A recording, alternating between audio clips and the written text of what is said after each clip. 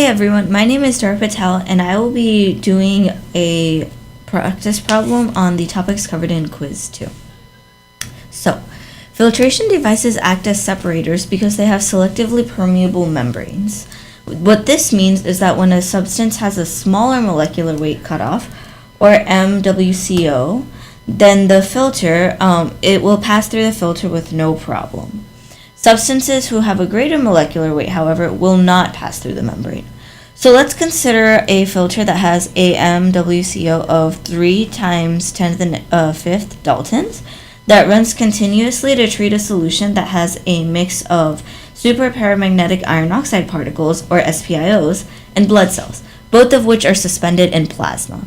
The molecular weight of SPIOs are 1.48 times 10 to the 3 Daltons, and the molecular weight of a blood cell, let's assume for simplicity's sake that they're all the same type of cell, is 4.5 times 10 to the 5th Daltons. So when the stream enters the filter, there is a 2-to-1 ratio of the mole fractions of SPIOs to blood cells, while the solution contains 85% plasma by mass. Please note that there's a difference in mole fractions and masses, so we'll have to deal with that when the time comes. And the mixture enters the filter at 7.5 grams per hour, and after the stream is subjected to the filter, 2 streams come out. A filtered stream, which has substances that have passed through the filter, and the retentate, which has substances that have not. The filtrate in this particular process is 68% plasma, and the retentate has a flow rate of 4.6 grams per hour exiting the filtration device.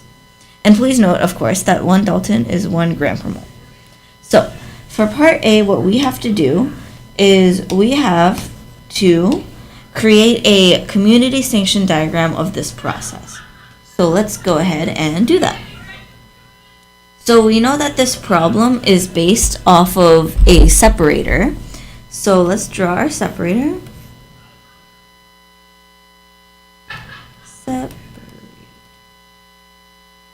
So we know that we have 1 stream coming in, which is our stream A, let's call it. And then 2 streams coming out, stream B and stream C. So our stream A is our mixture. Our stream B is going to be our filtrate stream.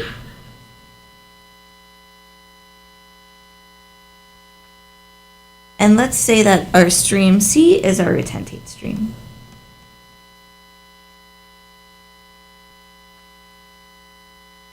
So we know that for stream A, we have 85% plasma, so we can say it's 0.85 plasma. And then we will have some P amount of SPIO, and then some Q amount of blood cells. Because remember, we know the mole fractions, but we don't know the mass fractions, and we can't just combine the 2 of them. Similarly, for stream B, also we know that stream A is 7.5 grams per hour. 7.5 grams per hour. Similarly, we know that for stream B, we have 0.68% plasma. And since the only other substance in this stream is going to be the SPIO, we automatically know that it's 0.32 SPIO. Finally, for the retentate, we have a flow rate of 4.6 grams per hour. And then we also have some X amount of plasma,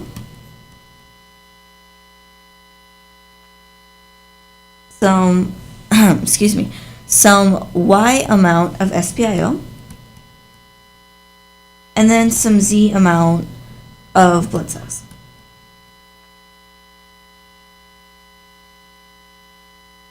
So before I forget, we have to draw a boundary. Don't forget the boundary.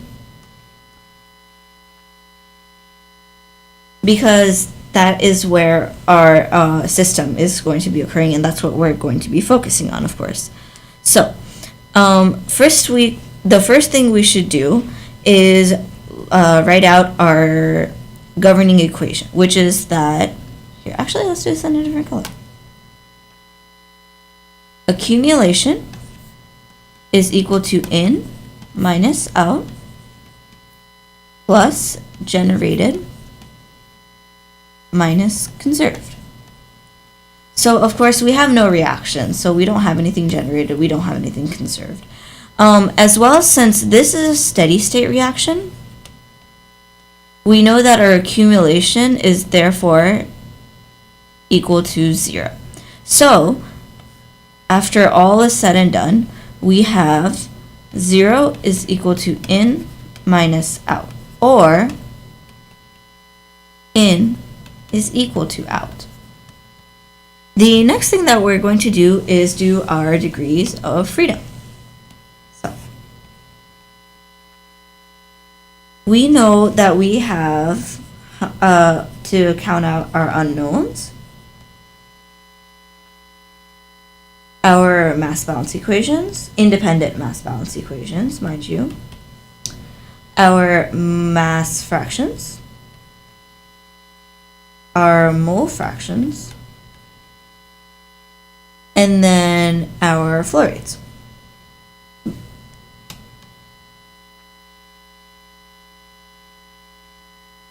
And that will give us how many degrees of freedom we have.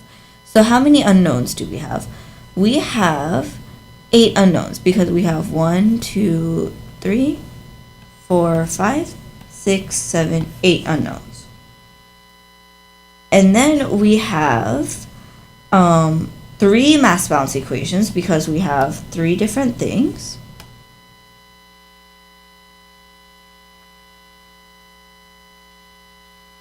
Sorry about that. And then we have 2 different mass fractions that are given to us. 1 and then 2. 1 and then 2. And then we calculated this from this, so we can't count that. So that's 2.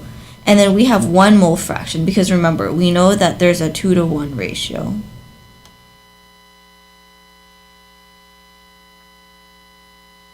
And finally, not right today.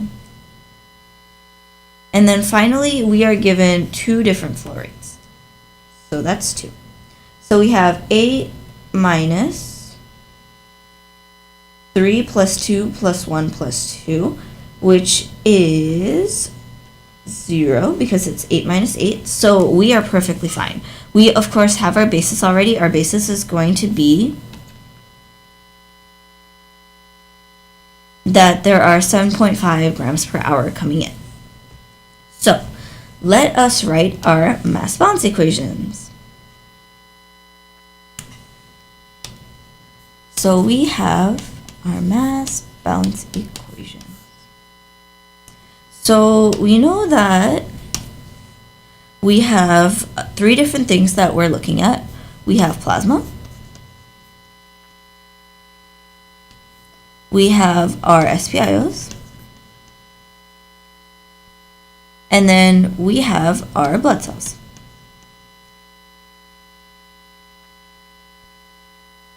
And remember that the basis is that A is equal to 7.5 grams per hour, right? And so we can write our mass balance equations using this information as well as our chart, which unfortunately I cannot put in one page because I don't know how to do that in this program. So we can write for our mass balance equations, we have 85% plasma, so that's 0.85, times A, which is 7.5 grams per hour, and that's our input, right? And that's going to equal to our output. So that's going to equal to X, which is what we called the amount of plasma in part C, X times 4.6, which is the flow rate, plus 0.68, which is the mass fraction, times B, which is the flow rate of stream B, which is of the filtrate. Similarly, we can say that P times 7.5 is equal to 0.32B plus Y times 4.6. Finally, we know that Q times 7.5 is equal to Z times 4.6.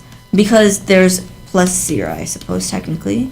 Because there's no blood cells in stream B because it doesn't pass through the filter, of course. And then our overall governing equation is that A is equal to B plus C. Now, in order to find P and Q, we cannot just substitute in the mole fractions because they're mole fractions and we're doing a mass balance equation over here rather than a mole balance equation. So in order to find P and Q, we're going to have to do a few different, we're going to have to convert the moles to mass. And so in order to do so, let us assume, I'm going to do this in green. Let us assume that we have 100 grams of mixture. Now, if we have 100 grams of mixture, knowing what we do about the properties of the mixture, we can say that there's going to be 85 grams of plasma. And then, of course, 100 minus 85, which is 15 grams of SPIOs plus blood cells. The question here is, what is the ratio within this 15 grams of SPIOs and blood cells? And that's what we're going to be trying to find.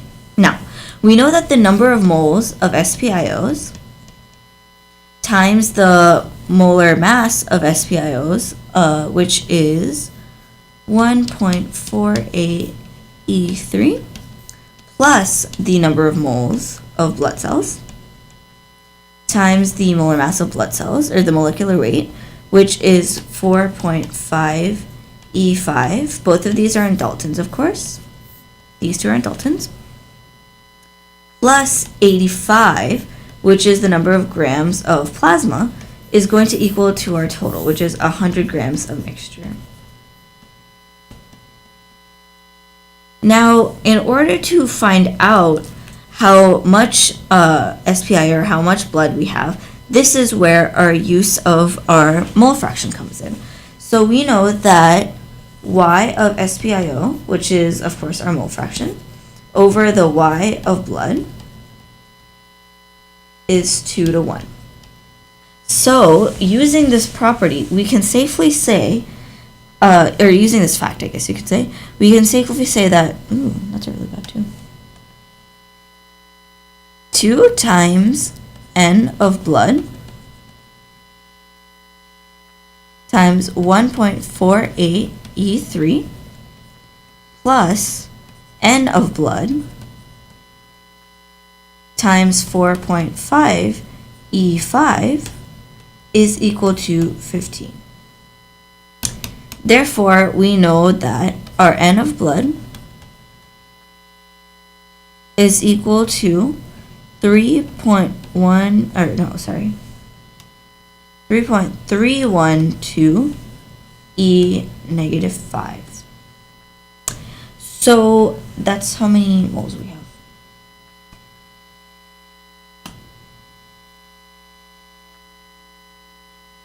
Okay, well.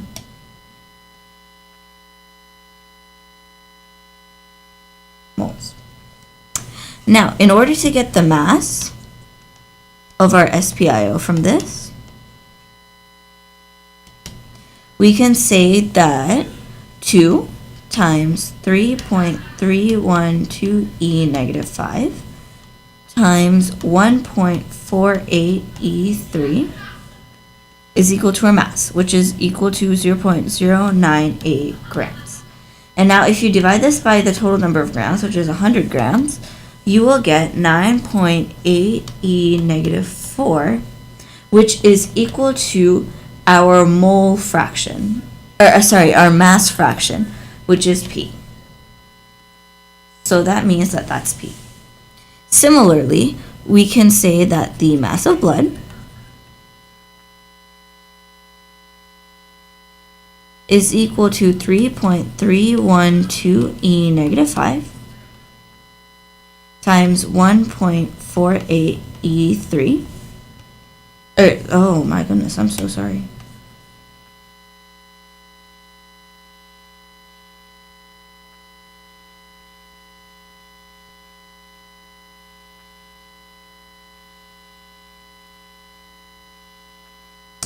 Sorry, 3.312 e negative 5 times 4.5 e5, because that's the molecular weight of the blood. And that's equal to 14.904 grams, which divided by 100 is equal to 0.149, which is our Q. So now that we know P and Q, we can substitute both of these values back into our equations, which makes doing the equations a lot simpler. So let's see if I can.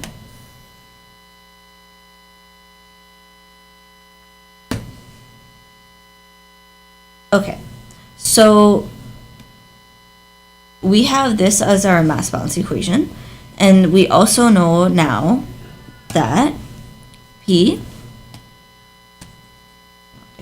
okay, P is equal to 9.8 e negative 4, and then Q is equal to 0.149.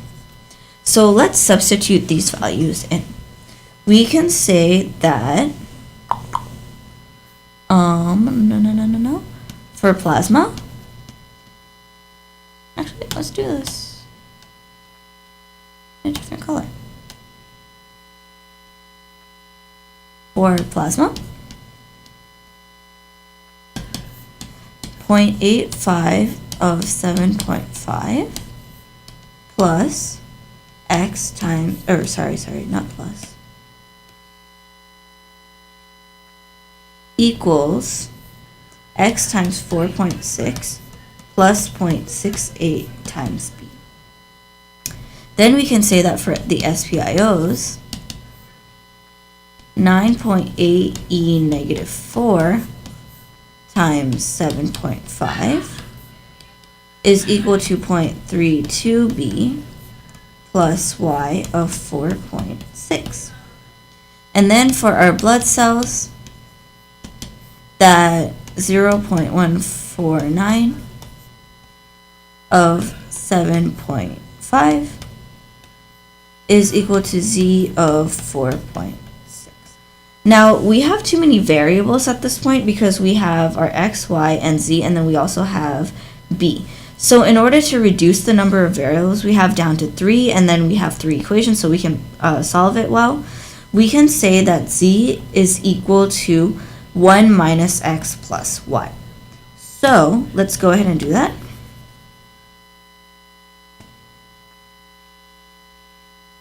So 1 minus X plus Y times 4.6. So that simplifies out to, let's do some math here. 0.149 times 7.5 is equal to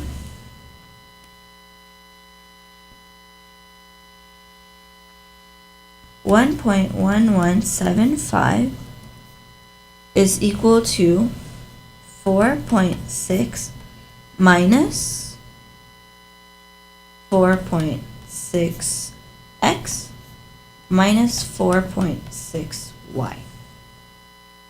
Similarly, we can say that 9.8 e negative 4 times 7.5 is equal to 0.00735, and that is equal to 0.32b plus 4.6y. And then we can say that 0.85 times 7.5 is equal to 6.375, which is then equal to 4.6x plus 0.68b. Now, in order to do this, we can plug everything into the calculator, or we can do it by hand. Of course, we can use matrices, or we can do substitution. So I'm going to go ahead and just try to do substitution. So let's say that 4.6x is equal to 0.1175 minus 4.6, which is negative 3.4825. Hold on. Plus 4.6y. Sorry, I had to add that negative sign. I forgot to add the negative sign. So in order to say that 4.6x is positive, let's take this and make it a plus. Let's take this and make it this a plus. And let's take this and make this a minus. So we can substitute this equation right back into here. So then we can say that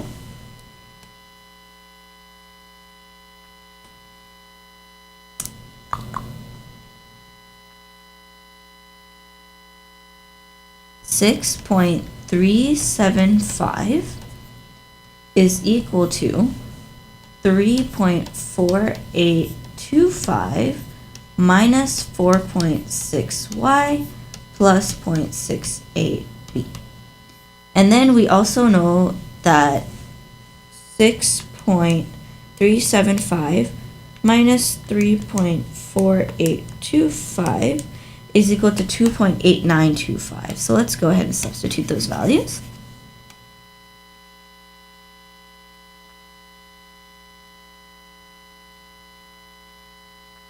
So 2.8925 is equal to negative 4.6y plus 0.68b. And then we also know that 0.00735 is equal to 0.32b plus 4.6y. So if we simply add these two together, we can say that b is equal to 2.8925 plus 0.00735, which is 2.8998, five. And because we know what b is equal to, we can now say that if we substitute this back into here, we can find out what y is equal to. So 0.68 times b is 1.972. So 2.8925 minus 0.68b is equal to 0.921. So that divided by negative 4.6 is equal to negative 0.2001. Now, I know that we are not supposed to have a negative mole fraction in here, but because I have just devised these values, and I'm certainly not a textbook editor, I have not been able to verify that the values will correspond to what can really happen in real life. So obviously in this case, these are not real values. You will never have a negative mole fraction of anything. But for the purpose of explaining how to do this problem, let us assume that using warped laws of physics and nature, you can have a negative mole fraction, and so our y will be negative 0.2001.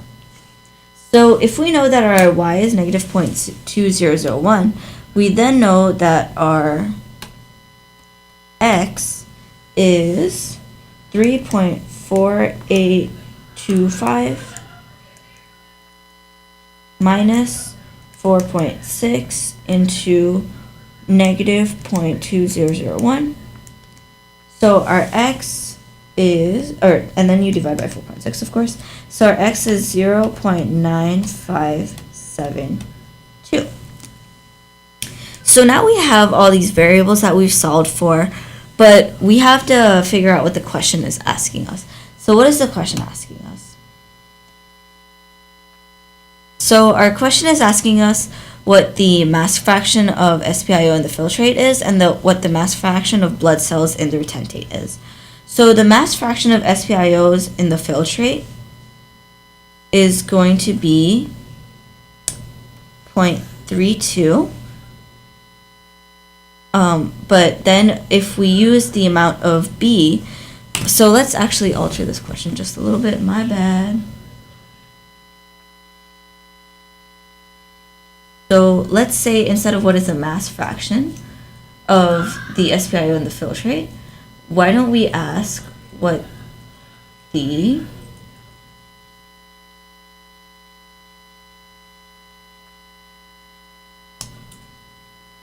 mass of SPIO in the filtrate is. So then we can say that what we're solving for right there is simply 0.32B. Oh, I didn't even know you could do that. So 0.32B is the first thing that we're solving for. So that's going to be our number one, or sorry, our A. And then we want to, or sorry, B, my bad, because A was the diagram. And then we want to know our mass fraction of the blood cells in the retentate, which is what we have to solve for Z, which we haven't actually solved yet. And then D is our flow rate of the filtrate, which is just B. So let's go ahead and apply.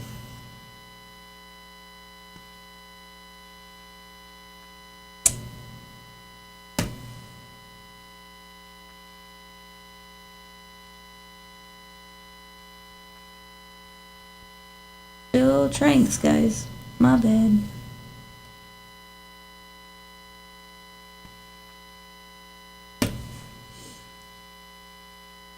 Okay, so these are the things that we're solving for. If we go back to our previous page, we know that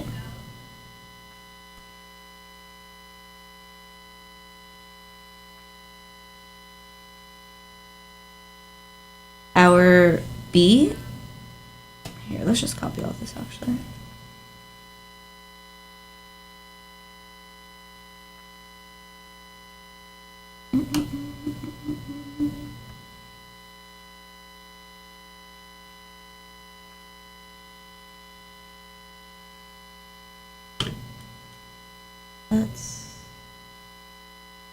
Okay, so clearly I don't know how to copy.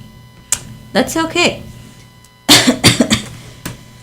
We know that our B is 2.89995. So B is equal to 2.89995. And then we know that our Z can be solved by saying 1 minus y plus x. So we know that our x is negative 0.2001. And then we know that our our y is negative 0.2001, and our x is 0.9572. So we can use that to solve for Z. So y is equal to negative 0.2001, and then our x x is equal to 0.9572. So b would be 0.32 times 2.89995, which is simply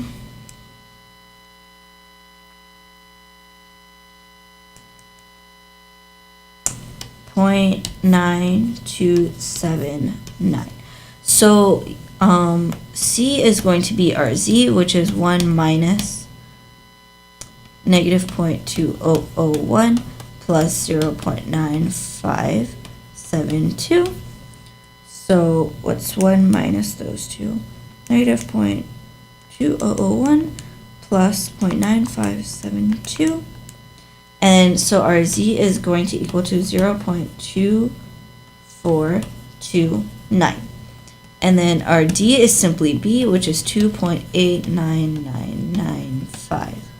Now, we have to add our units, and we have to make sure our sig figs are right before we finish off this problem.